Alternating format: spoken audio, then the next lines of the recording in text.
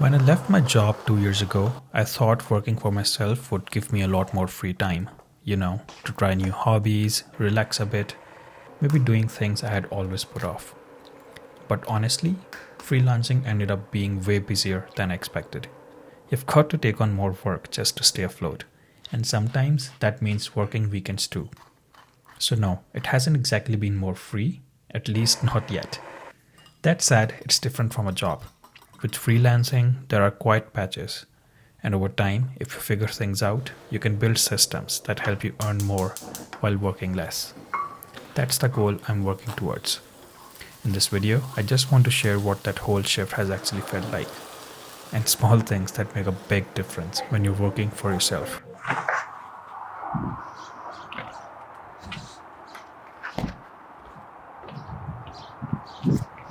I've been working from Tim Hortons for about 6 months now, and I really like it. I used to go to the library before, and it was a good experience, but at one point it got really boring. The environment at the library wasn't as upbeat and happening as I would want it to be. So working from Tim Hortons actually gives me this different energy that I really need to start my day. Usually I go to the nearest branch, which is about 4 minutes drive from here. It's really nice weather today. It's raining a bit. There's a lot of greenery because the spring is here. So I just feel like driving the extra mile and maybe go to another Tim Hortons. And here we are, good old Tim Hortons, my workplace for the day. Seems to be a newly renovated location. It's gonna be nice. It's been about 2 years since I left corporate for good and started working for myself. At first, I didn't know what to call myself.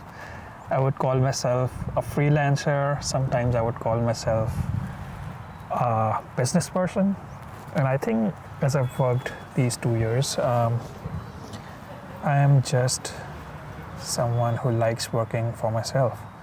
Let it be a freelancer or a business person or an entrepreneur. I don't really care about the titles. And it's been a good journey so far. It's very different from what I imagined it to be when I left my job. It's definitely been more stressful. It's been a lot more busy than I thought it would be. One thing I really miss about being in a corporate world is the schedule. There is this 9 to 5 and you're expected to follow it. And as long as you keep following it, you get into this routine, and that really helps you with the work-life balance.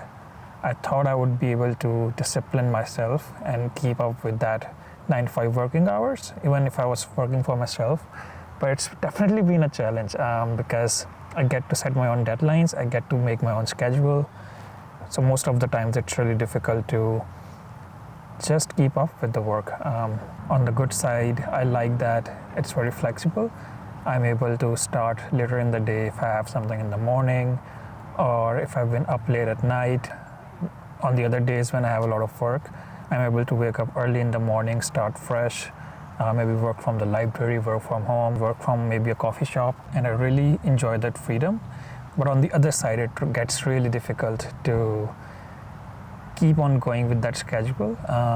As hard as I try, it's very difficult to wake up early in the morning every day, just because there's no one looking at you, and you also know there's no one judging your performance based on what time you start working. And you must be thinking that, wow, this guy works from beautiful locations, but this is not true. Working like this with a natural background and with natural surroundings that I love a lot, it's not very realistic. Like, I always struggle with finding Wi-Fi signals.